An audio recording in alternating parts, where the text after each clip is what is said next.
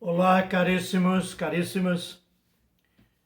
Hoje nós vamos falar um pouquinho, continuar falando um pouquinho sobre Paulo, o apóstolo do Evangelho de Jesus Cristo em todo o Oriente Médio e também na Europa. Depois da conversão de Paulo, indo para Damasco, que nós já conhecemos, ele começou um trabalho de anunciar o Evangelho aos judeus, anunciar Jesus Cristo para os judeus.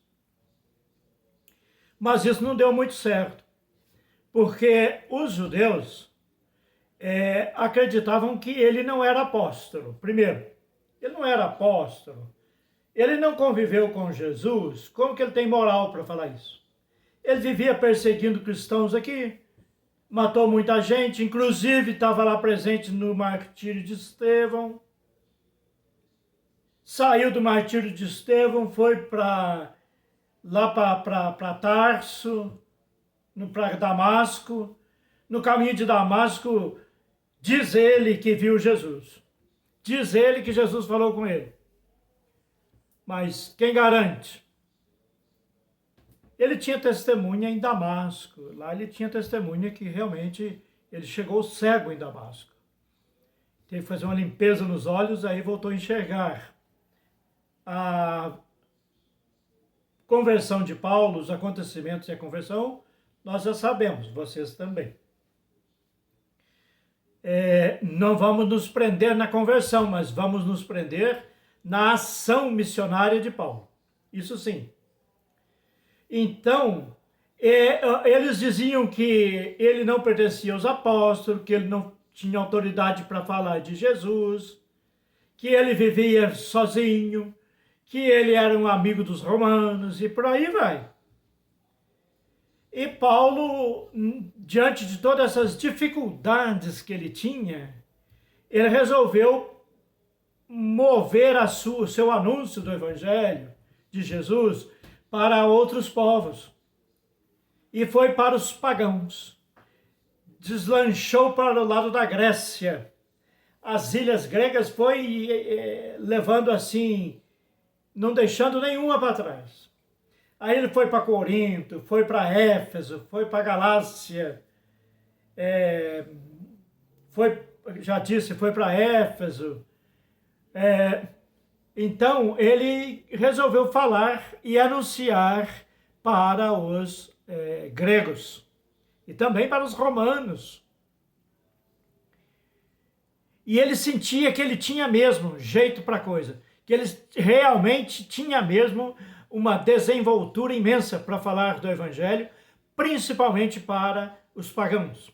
Como ele tinha um domínio muitíssimo bom em grego, assim fala a Sagrada Escritura, ele não tinha a menor dificuldade de falar do Evangelho em grego, escrever as cartas em grego, tudo maravilha, coisa que os apóstolos sabiam. Os apóstolos, com todo respeito, mas eles eram os bobões que ficavam lá em Israel fazendo as coisinhas, pescando, arrumando redes, sem conhecimento. O único que tem um conhecimento a mais desenvolvido um pouco é Mateus, que era cobrador de impostos. Os outros eram pessoas muitíssimo humildes, simples. Paulo não era. Paulo era culto, e muito culto, por sinal. Isso também levou a ter um problema com eles, porque eles se sentiram recuados, com medo. Chegou alguém que sabe muito, mas não viveu com Jesus, não ficou junto com Jesus, não teve o cheiro de Jesus. Aí Paulo resolve ir para os pagãos. E ele adapta, já disse, a mensagem dele aos pagãos. Não só a língua, mas aos costumes dos pagãos. E aí eles vão aceitando, vão entendendo a mensagem com muita facilidade. E ele defende de todas as ameaças com a experiência que ele fez de Jesus no caminho de Damasco. Nunca vai esquecer disso.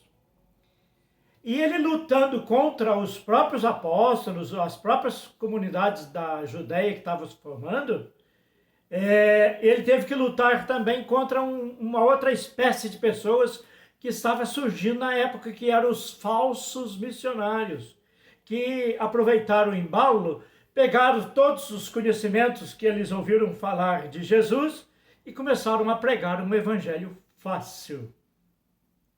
Começaram a pregar um evangelho dentro de uma linha corrupta, fazendo promessas para as pessoas que não existiam. Não é muito difícil hoje ver isso, não. Pessoa abre em qualquer rua aí uma igrejinha e fala do evangelho como se ele tivesse conhecimento. Não tem conhecimento nem dele mesmo. Não tem conhecimento nem do tamanho do prédio que ele alugou. E fala de Jesus como se fosse um papagaio de madame. Porque de Jesus mesmo ele não fala nada. Mas pede din-din. E tem que contribuir, o dízimo é importante, e essas igrejas vão se enriquecendo em nome de Jesus, fazendo um monte de gente sem conhecimento, fazendo muitas pessoas ignorantes de religião acreditarem neles, darem dinheiro para eles. Eles são verdadeiros mercenários, falsos pastores. O Brasil está cheinho desses. Mais ainda, igrejas mais antigas que também não ficam muito longe. Pregam o evangelho sem pensar no evangelho de fato.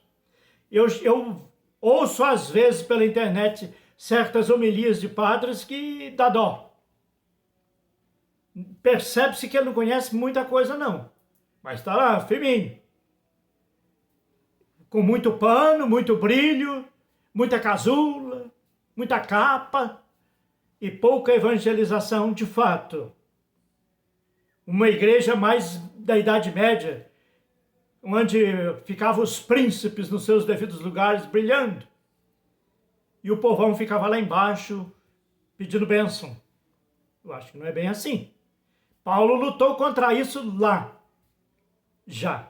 E mais ainda, ele trabalhava junto nas comunidades, onde ele fundava a comunidade, ficava com a comunidade, orientava a comunidade na fé e trabalhava durante o dia no lavoro das comunidades. Trabalha et labora. Reza e trabalha, né?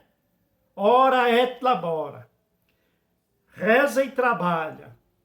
Paulo disse, eu não tenho direito de viver à custa dos outros só porque eu prego o evangelho. Eu tenho que viver do suor do meu trabalho. É Paulo isso, gente. Então nós temos uma igreja de São Paulo, que maravilha. Aqui Paulo é o padroeiro, que coisa linda de se ver. Dom Paulo Evaristo Arnes dizia isso. O padroeiro de São Paulo é um apóstolo do evangelho de alto nível, que está muito acima dos cristãos que não têm caridade absolutamente nenhuma e ficam rezando na sé para Paulo. Essas orações Paulo não atende.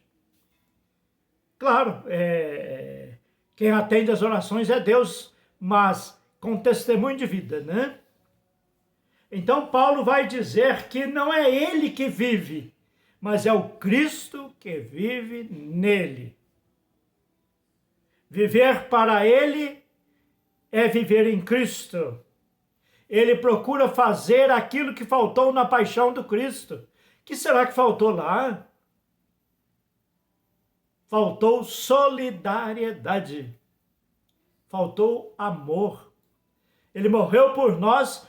Lá mesmo no começo já apareceram pessoas não acreditando nisso e tirando proveito disso.